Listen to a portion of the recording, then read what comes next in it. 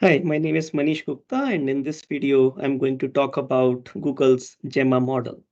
Okay, so let's get started. What is the architecture of Gemma models? So Google has released two different sizes of Gemma models, Gemma 2 billion and Gemma 7 billion. And they've released both the pre-trained versions of these models as well as the instruction-tuned checkpoints. The Gemma 7 billion model uses the standard multi-head attention, while the Gemma 2 billion checkpoint actually uses multi-query attention, which basically means that across all the attention heads, the keys and the values basically share the same metric. So the keys and the values are shared, while for every head has its own query, right? They use the rotary position embeddings. They also use G glue activations. They also do pre-normalization in the sense that they normalize the input of each transformer sublayer, the attention layer, and the feed-forward layer with RMS norm. Okay, so that's basically the architecture of Gemma models. It's a standard transformer architecture, but with these specific changes. Okay. They trained both of their models, 2 billion and 7 billion checkpoints on 2 trillion and 6 trillion tokens respectively. And their data is primarily English data from web documents, mathematics, and code. More details are not actually revealed in the report that is put up by, Google Deepmind folks. Um, the tokenizer, I mean, although the vocabulary is large, 256K, it's basically a subset of Gemini's sentence piece tokenizer. In fact, the architecture is also very similar to the Gemini models. The 2 billion model essentially has like a model dimension of 2048, and the 7 billion has 3000. But then, the head size is 256. And as I already discussed, the number of KV heads is just one for the 2 billion model, but 16 for the 7 billion model.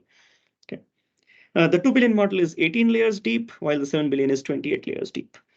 While training, they essentially use a specific particular format for training these models, for instruction tuning of these models in that senses. They essentially have special tokens for start of turn in the dialogues, and also special tokens to indicate whether it is a user saying stuff or the model saying stuff, who is participating in the conversation. Okay. The fine tuning was done on dialogue, instruction following, helpfulness, and safety related data. All of this basically is done specifically with a specific focus on English. It is basically not optimized for multilinguality. They also do not really evaluate how good the model performs for multilingual scenarios. Of course, unlike Gemini models, they are not multimodal. Gemma models are not multimodal in nature.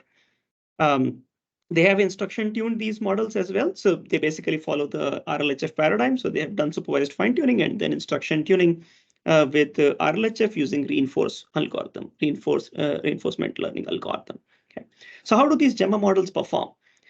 Gemma models have been evaluated across several different natural language processing tasks, and 18 of those text-based tasks, and they outperform similar sized open models like Llama 2 and Mistral on 11 out of these 18 text-based tasks. So here is a comparison of Gemma 7 billion, the green bar, with Llama 2 7 billion, Llama 2 13 billion, and Mistral models. And as you can observe, typically the green bar is better than the blue or the yellow bars. The red bar, of course, is the larger model, Llama 2 13 billion. And across these four different kinds of domains, question answering, reasoning, math and science, and coding, you observe that the Gemma models actually outperform similar sized models on many of these tasks. There are like 18 tasks split into these four different categories. Okay. So what is observed is that Gemma models are typically really good in math, science, and coding kind of data sets. They show greater than 10 points improvement over the best baseline on GSM 8K and math data sets. On human eval, the coding benchmark, they basically beat the state of the art by 6 points, or not state of the art, but models of the same size. And in fact, on this another coding benchmark, MVPP, the Gemma model is actually better than the code fine-tuned Code Llama 7 billion model itself. On MMLU, basically Gemma 7 billion actually outperforms all open source alternatives at the same or smaller scale, and it outperforms Llama 2 13 billion as well, actually. Okay. Now, they also did two other evaluations, human preference evaluation that you see here by comparing with Mistral 7 billion instruct model. And they found that, and they did this human comparison across two different kind of data sets, safety data set and instruction following data set. So they found that Gemma 7 billion actually is slightly more instruction following compared to Mistral 7 billion.